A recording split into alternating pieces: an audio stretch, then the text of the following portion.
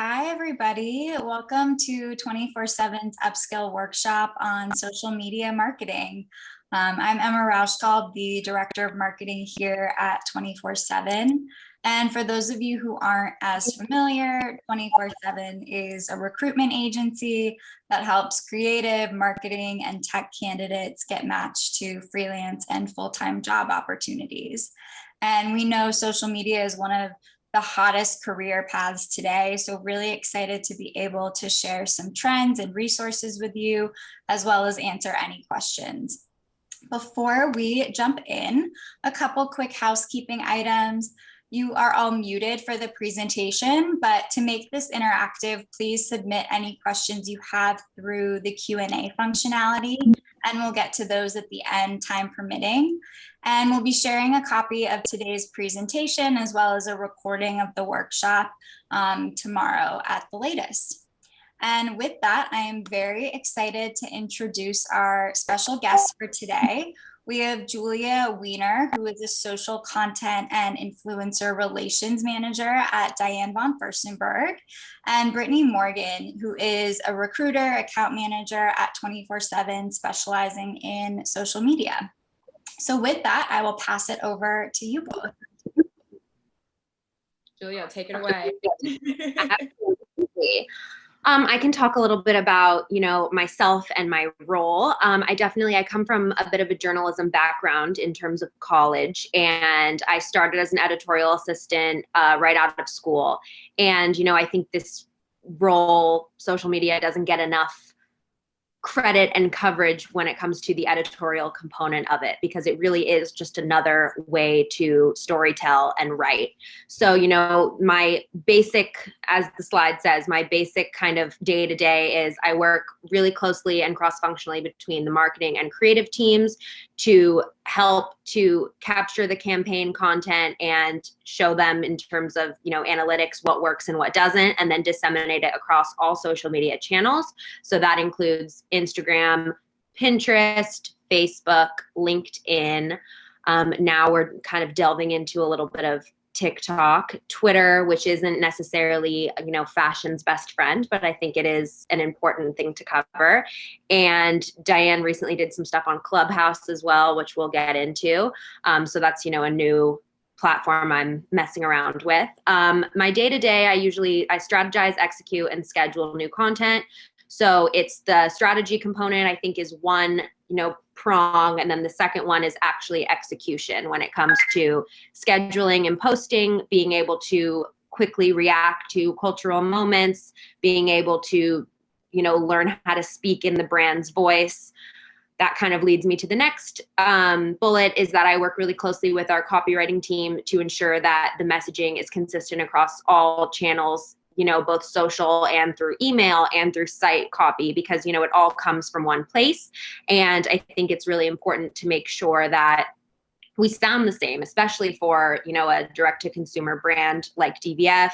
You want it to feel like, you're speaking to the same person, both on email, on Facebook, on Instagram, although they all do have different audiences. And then the last kind of component of my job is I manage the influencer program. So again, there's two kind of prongs to that as well. The first one would be paid collaborations, where I reach out and work with different influencers, pay them, and kind of create a scope of work. And then the second one would be on the more organic side, which covers gifting. So with that, it's more of a, I'm giving you a gift and I'm hoping that you'll post, but I'm not paying you to post. So we kind of focus more in on micro influencers when it comes to that, because those people are more likely to get excited and post for us because they're trying to build their channels too. So it's kind of, mutually beneficial. It's great. You are certainly managing a lot, Julia. I think there's so much more that goes into social media than people realize. Yeah, definitely. I mean, it's funny. I was just reading something the other day on LinkedIn from a girl I know who also does social, that people are always very quick. And I don't know if you guys have noticed this, but people are always very quick to, comment if there's a negative comment on a brand's Instagram or something. Someone will comment, you need to hire better interns or something like that. And it's ironic because it's like, it's never the intern. It's always someone behind it who's doing a lot more than you think. And I think it's also a generational gap, and that people forget that it's such a key marketing tool that while everyone does have an Instagram and everyone has a phone, it takes a lot of work and planning and strategy and agility, which I think will bring me to the next point. So I think it's really important to, capitalize on trends while also staying true to the brand mission and vision. So a good example of that is, I think a couple of months ago, there was that trend that everybody was doing where it was like, all of the different photos of somebody like LinkedIn, Pinterest, like LinkedIn, Facebook, Instagram. And that was a really great moment for us to, use our founder, Diane, and create some kind of funny brand right content. But I think it doesn't necessarily work for everyone. And I saw a lot of, stretches with that, whether people are trying to use, like their face lotion as different. I think it's important to, again, use trial and error. And kind of the cool thing about social is it may feel high risk, but it really isn't. And if something doesn't work, it's okay. You might have put a lot of work into it, but it's cool with organic social that there's not always so much, monetary gain behind it and spend. So I think it's cool to be able to be agile, try something. If it doesn't work, report back to our leadership and say, hey, this didn't work. I want to try something else. And that's really the only way to kind of figure out what your audience responds to. And what audience responds to changes daily. And I think that's a blessing and a curse. Yeah, you have to be able to pivot pretty quickly, especially in the digital world. I think your point too about staying true to the brand, and we'll get into this a bit more, also correlates to what platform you're using, and not every platform will work for every brand. Absolutely. I mean, that's something I'm dealing with right now, and kind of struggling to identify where we kind of, as DVF, where we kind of fit when it comes to TikTok, because I think, TikTok is this hot new thing and it's amazing. I mean, personally, I love TikTok. I love consuming TikTok. I could watch it for 2 hours a day. It's the most fun thing ever. Same. But are there people who are, have a budget to spend $500 on a dress that's kind of geared for the woman in charge and geared for the working woman? Are they really spending time on TikTok? Maybe not. So how do we either, speak to the audience in a different kind of way or not at all? I think that's an interesting kind of component to speaking to people differently. Yeah. What a perfect segue. That on purpose. I think trends, definitely, short form videos such as Reels, blog content, podcasting, TikTok, and then definitely the use of micro influencers. I think micro influencers is, the use of people with a smaller engagement, but who can provide content that's just as powerful and just as exciting and engaging, is sometimes even more valuable than, the 1.5 million followers of the world. I think that's important to understand, that while, we all love a something Navy, we all love a Danielle Bernstein, they're fabulous and they've definitely created this space and continue to pave the way, working with people who have a different kind of audience, and then you can cross promote and be able to understand what you're looking for and what they're looking for and how you can work together and spend a little less and gift a little more. I think that's a really important and emerging way to get your message out and get your product out without having to spend so much money. For tools, I use Dash Hudson. I'm obsessed with it. I think it is the Bible for social media. I mean, it's the most incredible user-friendly platform.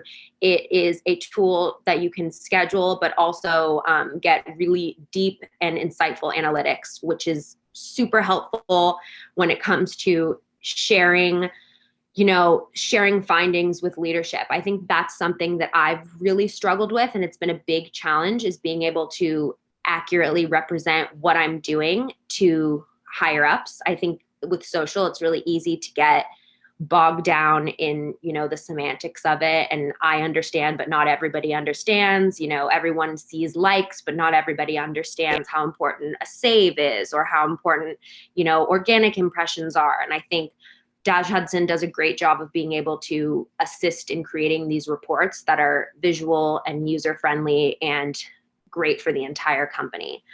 Curate and Sprout Social are, similar platforms. And then emerging platforms, TikTok, Clubhouse, Pinterest, I think is huge when it comes to fashion marketing as a whole. I mean, it's a great place to just throw on all of your e-commerce images, and we've been getting so much traction from it. And it's a whole other audience. It's a whole other group of people who are looking for something different. And I think that's definitely undersold in the social world. I love that you touched on analytics. Oh, go ahead, Brittany. No, I was just going to say in terms of like platforms, because something that I've seen on like the hiring manager side is obviously TikTok has been huge recently. I think every hiring manager that I have spoken to is starting to look for that experience. So going into like Clubhouse, because, that's definitely a newer platform that I think probably very soon all hiring managers will start asking about. So I'm curious to see from your perspective, like how you pivoted the brand to jump onto TikTok and also especially Clubhouse, since that one is like very new. And I'm sure not a lot of people have been using that recently. Totally. TikTok is definitely a work in progress for our brand, to be transparent. I wouldn't really say we're there quite yet, because I don't think we have the right content for it quite yet. And I don't know if we're kind of, shifting to a DBF focusing on a younger woman. And I think that will come with the TikTok. When it comes to Clubhouse, I think Clubhouse is a really great way to do something similar to this, a webinar, but in an audio only format. And we're really lucky at DBF that we have Diane, who's our founder, who's super involved in everything and really interested in having these kind of conversations on emerging platforms like Clubhouse. Last week, she had a conversation with Fiji Simo, who's the head of the Facebook app, just kind of about, female empowerment. And I think Clubhouse, again, talk about low risk, is a really cool way to connect with people, share information, do kind of a stream of consciousness conversation where it doesn't necessarily feel as filled with pressure visually as an Instagram Live would. It doesn't necessarily feel like it needs to be as polished as, LinkedIn content would. It's kind of the happy medium when it comes to something that is equal parts efficient for networking, but also for entertainment and enjoying yourself. Mm-hmm. That's great. Okay, so skills that make a social media manager successful. I think graphic design and familiarity with Adobe Suite is huge. I think that's something that I've really, worked on in the moment. If I could go back to college, people always ask, if you could go back, like, what would you learn? I think I would have taken way more graphic design classes. It would have saved me some time during my professional years. But I think being able to not necessarily have, the same kind of Photoshop skills as a graphic designer, but be able to know the basics, know how to create a story, know how to adapt content for your use. So whether I get, an email or something that I want to kind of switch into a social lens, being able to have that experience to kind of do it myself and not have to wait on a creative request has been immensely helpful to me. Copywriting for sure. I mean, I think it's really important to note that writing for social is different, and it always has been different. And it's a bite-size, nugget of a larger brand narrative. And it's important to be able to take that larger brand narrative that might come from a copywriter and finesse it in a way that works for your audience, that works for social. Because I think that's definitely a miss on a lot of brands on Instagram, especially, that, they just copy and paste from an email and it's a huge paragraph. And I don't read that. I mean, just as a consumer, I think it's important. And then also being able to interpret data and analytics and then shift accordingly, because that's the key with social, to be able to see what works and what doesn't, and then change from there. In terms of soft skills, attention to detail is a huge one. I think, social is so out there for everyone to see, both in your company internally and externally. And, you mess up on a caption, everyone sees it. So it's really important. And it becomes second nature after a while to, really dig into all of the details.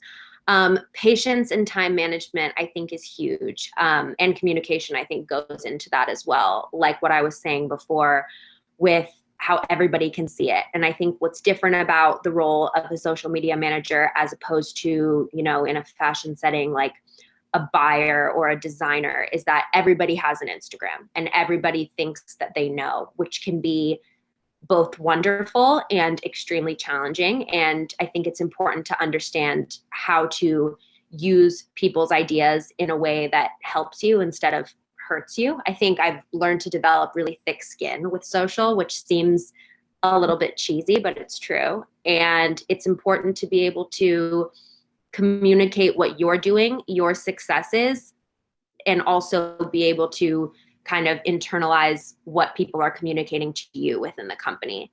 And then content capture as a whole is huge, whether you're shooting behind the scenes at a photo shoot. I obviously pre-COVID, I'd say like 30% of my job was following Diane around and capturing events and kind of being able to make an audience feel like they're a part of something that they're not actually there. And, you know, that's what's amazing about social media, that, you know, you can be a part of something from your living room. And that's what's been great during COVID as well. But, you know, that content capture component is huge. Again, like loving that you're touching on data analytics and interpretation. I think we'll get into what hiring managers are looking for in just a bit, but being able to show those KPIs and metrics is the best way to stand out from the competition, whether it's social media or another area of marketing. And then I think also communication. I mean, social is your platform to really have a two-way conversation with your customer. And you want to be sure that your brand voice is consistent across platforms and in all of those conversations. Yeah, and Emma, just jumping off of just the data analytics, like ROI, KPIs, all of that, that is something I always like relay to my candidates is in your resume, just, you know, always add in those analytics. If you have any numbers, if you increase the following, whatever it is, you know, that's something that I would say every single hiring manager, the first thing they look for in a resume is that. So, you know, if you are looking for a new opportunity, I think that that's something that's really eye-catching and will definitely set your resume apart from, you know, the thousands of applicants that they're receiving. So I always think that's a good tip. Perfect. Oh, do you want me I can discuss this, and if Brittany wants to go on after me, I can kind of start. So I think some really tough questions come about a lot with social media interviews. I think that because it's so subjective and creative and everybody has access to it, there are a lot of really, you know, not so technical questions that come about that really challenge you to express your creativity on the spot. So I think being prepared for those kind of questions is huge. I've been asked, if you had all the resources available to you for a campaign, what would your dream campaign be? And I mean, that's such a tough question on the spot to be able to kind of understand within yourself what your dream situation would be on social. Another question I always get asked is what brands are doing it right and what brands aren't. Usually within, you know, the sphere of what, if it's fashion for fashion, if it's beauty for beauty, if it's tech for tech, I think it just depends. Another question is, how would you change our strategy? People always ask that because obviously when they're looking for someone new, they're looking for someone who can bring something new to the table that they don't have already. And then what's something that you're working on in terms of your soft skills. So I think kind of being able to express any challenges you've had in the past and how you've been able to overcome them or continue to work hard to overcome them. Yeah, and I would say probably majority of social media interviews will come with, you know, a project, a case study, whatever it is. So I think that that's something to be prepared for too. It's just a good way for the company to see, you know, your aesthetic, if you understand their brand voice, if you understand, you know, kind of the direction that they're heading. So I think that that's something that, you know, if you're asked to do that, it's definitely not weird. I probably almost every social interview that I have candidates go on, they always have to do that. And in terms of, I think that question, the first one about like, what would your dream campaign be? I think that's a really awesome question. and even if they don't ask you that, I think that that's something that you can even just like work into the interview too, because I think that just kind of like will set you apart from some other candidates as well. Absolutely. People want to see you be creative, and they want to see that you're able to kind of pull something out of nothing, because that's really what social's about. Like, it's about filling space in a way that doesn't seem like you're filling the space, in a way that seems authentic and genuine to the brand. And now what everybody wants to know, what hiring managers are looking for. Yeah, so I feel like we touched on a lot of this throughout the, you know, entire presentation. So I will run through this, you know, pretty quickly, but one of the like major things, you know, we talked about agility before, adaptability, just like general curiosity, I feel like is something that hiring managers look for in candidates. Like, the social media landscape is always changing. I think that that's one thing that's like really exciting about being in social, is that your job is never going to be the same every single day. Like, there's always going to be something different. There's always going to be a new platform you have to learn, or a new trend maybe you have to jump on. And, you know, like we talked about earlier, deciding if that trend is going to be something that will work for your company, and being able to notice the difference on something that will work for the company that you're working for or not. So I think that that's really huge. Also, as we mentioned earlier, being both like that creative, but also like analytical side to your brain. So you almost have to use both sides, which, you know, some people are obviously a little bit more creative. Some people are more data and numbers driven, but, you know, you do work cross-functionally with all those teams, being able to do like the content and storytelling side, but then also realizing, like we said earlier, on the reporting and the numbers, like, is this actually working? And then something I think that a lot of hiring managers recently have, you know, brought to my attention and always talk to me about is someone who's just social obsessed. You know, being like living and breathing social, even outside of work. Like, it's something that you know, like I kind of said earlier, just like that curiosity for it. You know, what's the next trend going to be? What's the next platform we're going to work on? You know, just always being on social, and like Julia said earlier, maybe being able to pull something from that someone else is doing, and, you know, adapting that to fit your company and what works for you. And then we also touched on this earlier, influencer marketing, understanding the influencer landscape. I think that now social and influencer goes hand in hand. Some companies have, you know, one person that's running influencer, one person that's running social, and they're like working together every single day. Some companies, you know, it falls under the same person. So I just think that, you know, since influencer, I mean, it's here to stay. It's not going anywhere anytime soon. It's just like a huge part of social media. And I think being able to like understand that space, and, you know, being able to source and vet and understand like which influencers work for your company, which might not, like we said earlier, you know, just having that like general understanding, I think is really big as well. Great. Honestly, thank you guys. That was really informative. I know I personally learned a lot. We have just a few minutes, so let's pop right into our Q&A. I think the first question, which we got into a little bit, but what would be like some first steps you would take when thinking about getting onto an emerging platform like a TikTok or a Clubhouse? Yeah, absolutely.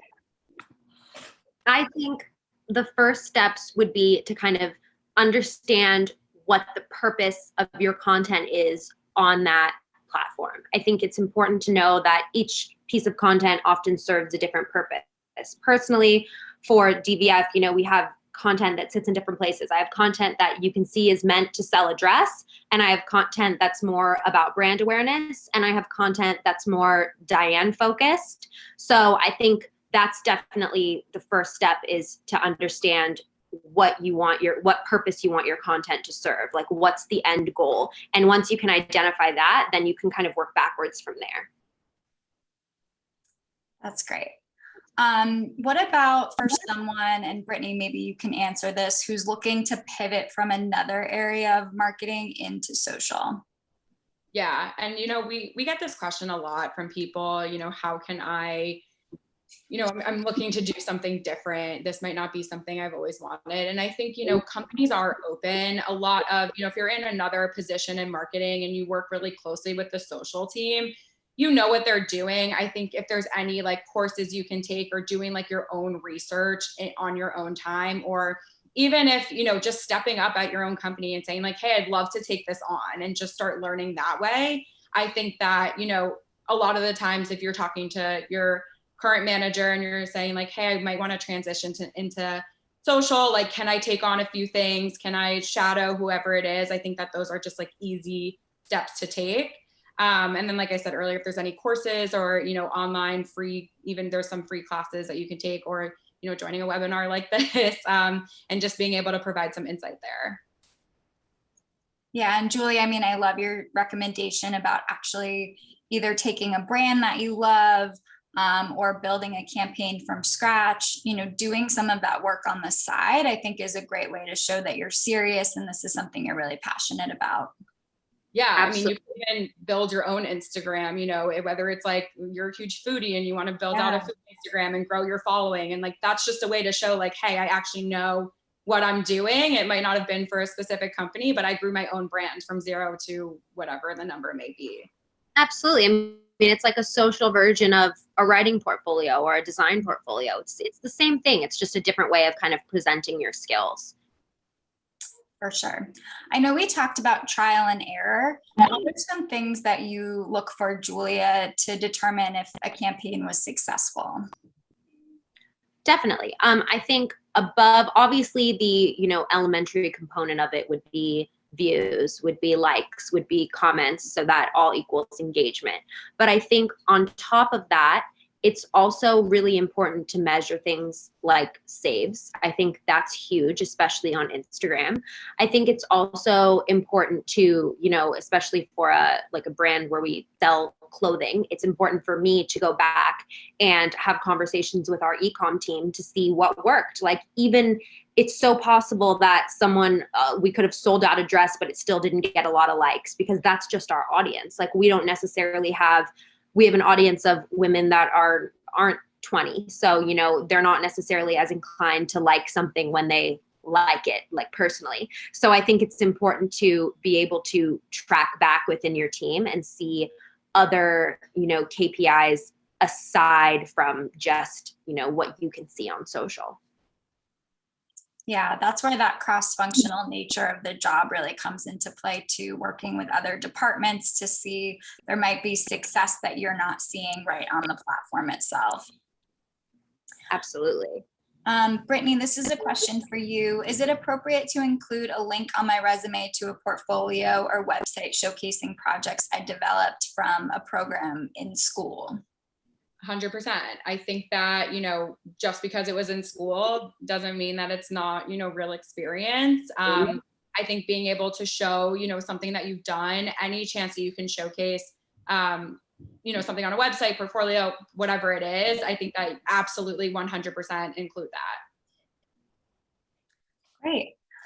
Well, that is just about all the time that we have for today. I want to thank you both for joining us and thank everyone who was able to attend the workshop. If we did not get to your question, I promise that we will follow up later this afternoon to ensure we get that answered. And Julia, Brittany, any final thoughts on social before we close out for today?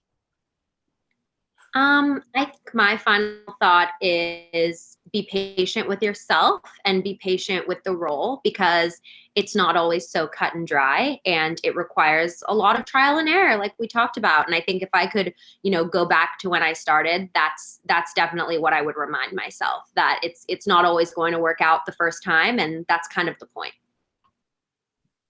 Great. Well, thank you all again. And as I mentioned at the beginning, if you are in the market for a role in marketing, specifically social, please check out 24/7's website. All of our latest jobs are posted on there, and be on the lookout for our next workshop as well. Thanks, everybody. Thank you. Yeah.